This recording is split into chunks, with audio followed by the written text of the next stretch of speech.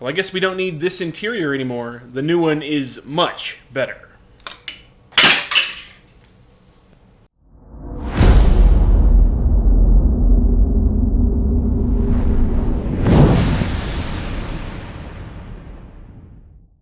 Hey, you want to see 12 pounds of truck? Hey everybody, and welcome to Dad Bod RC. I am super excited to bring you the Stage 3 video for the Redcat Racing Gen 8 Grape Ape project. So at this point in the build, we have taken a Redcat Racing Gen 8 V2 Scout 2 and gone from mild to wild with a ton of bolt-on parts and customizations. If you haven't yet, please hit that subscribe button so you get every update to this Grape Ape project, which is now in Stage 3, but I think it has a couple more stages to go. The mod list is huge for this rig. It's been through a couple of iterations already. It's got driveline upgrades, powertrain upgrades, suspension upgrades. Basically everything you would want to do to this truck has been done. The one thing it's been lacking was a full-scale interior, and in this stage, we fixed that. But before we get into that interior, I want to go over a couple of other things that happen in this stage with you. First of all, we bolted on a new set of shocks. For that, I decided to go with some Yaw Racing Desert with Lizards. 90mm in the front and 100mm in the rear, and those are filled with 80 weight Team Low Seat oil.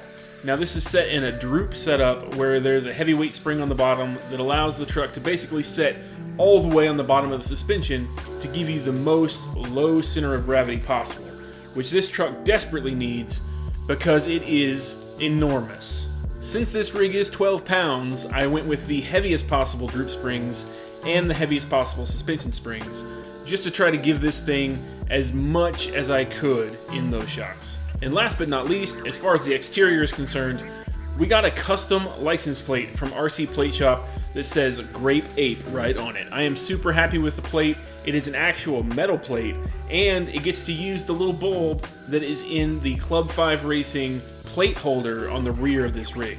So it's a lit license plate. It's an actual Texas style plate, which is where I live, great state of Texas, and it says Grape Ape right on it. I think it's perfect for this rig.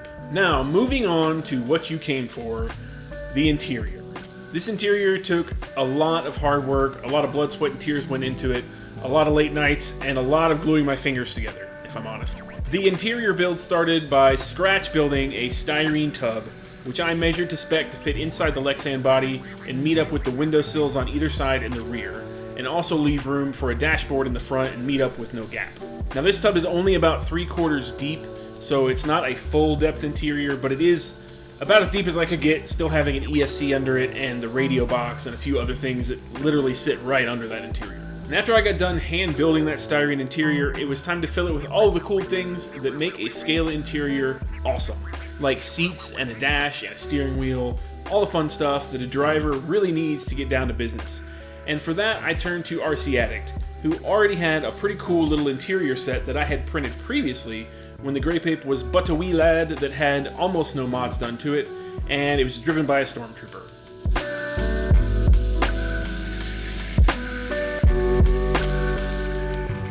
Some of these files I could use the way they were, like the seats, but others I had to cut up myself in Fusion 360 by Autodesk.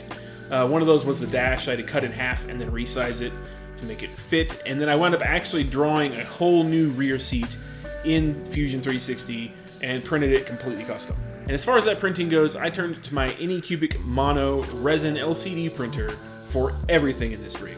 Everything including the seats, the dash, the steering wheel, and all of the non-functional scale components were printed in resin using that printer. And a huge shout out to Night Customs for all of the non-functional scale accessories that are in this truck.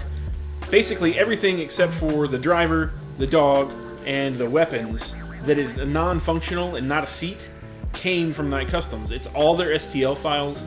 I did some basic modifications to some of them, but they are great. If you need STL files and you want them to be high quality and you're looking for something like non-functional scale accessories, go check them out on My Mini Factory. They have some terrific stuff. And one of the items that I actually did modify greatly from Night Customs was a large Pelican case that I turned into the cover for the shock towers. So in the original styrene tub, there are 2 holes toward the rear for the shock towers. I was able to cover that with this large Pelican case, actually hollowed it out from the bottom, and you can't tell it exists anymore. is kind of great. So you can't see the shocks from the top. It came in perfectly because the driver, who we'll get to in a second, is definitely driving angry. There are a few exceptions in this interior that were handmade, including the roll cage. So I really wanted to integrate a roll cage into this rig. I actually designed it two ways. I designed a roll cage that extended from front to back originally, but then after I got the driver in, it made more sense to actually trim it down to just a rear roll cage. And rather than go with metal, because this rig is already ridiculously heavy, I built the whole roll cage out of styrene. Now you might be thinking to yourself, that's kind of a crazy move. What are you doing bending styrene into a roll cage? Well, I thought, meh, why not? I'm gonna give it a shot. Worst case, I ruin a few dollars with the styrene. Best case, I come out with a cool looking roll cage for this rig. And I think I did. I actually used the exhaust from my butane soldering iron to perform the bends, and then I trimmed it up a little bit with a file, filled in with a slurry of styrene, and then filed again, just to make sure the joints looked appropriate, almost like a weld. And it came out pretty good. I'm fairly pleased with it. For being made out of plastic, it is about as good as I could get it. The other handmade component of the interior is the center console, which again, I just turned to some styrene for. If you look at photos of the original center console in the Scout 2, it's really just a box with a lid, essentially. I know it looks a little bit off-kilter in there that it's just a box with a lid, but that's actually all it is in the real truck, so that's exactly what I did here. So once I had all of the components ready to go, I did a lot of Bondo work with some filler to smooth out some edges and level in some stuff in the styrene tub, as well as some of the printed components. And then I went to town with some primer and then Tamiya paints. The interior is completely painted with Tamiya. I really love their paints. A lot of it was brushed on, some of it was sprayed on, but all in all, it's Tamiya. And who else will be driving this rig but John Wick? He's actually got his puppy with him because, you know, they're inseparable. And he's obviously got a handgun right there on the center console ready to go. He's a little bit cut up in the face, which is why there's a first aid kit right in the seat next to him, which I think was a great little touch. I actually wanted to put something in the passenger seat, but I wasn't sure what. So due to the cuts on his head, I decided a first aid kit would be a perfect addition there. But sadly, during the insertion, John was injured. He lost his legs. He lost his legs. This is a 3/4 depth interior, so he didn't have room for him. So I chopped him right off. He's really just like got stubs under his knees at the moment. But it's okay, because you can't see that far down looking in the window. But yes, if you were to look hard enough, John Wick has stubs for legs in my interior. But enough about John Stubbs Wick. We're on to how I mounted this interior in the factory body.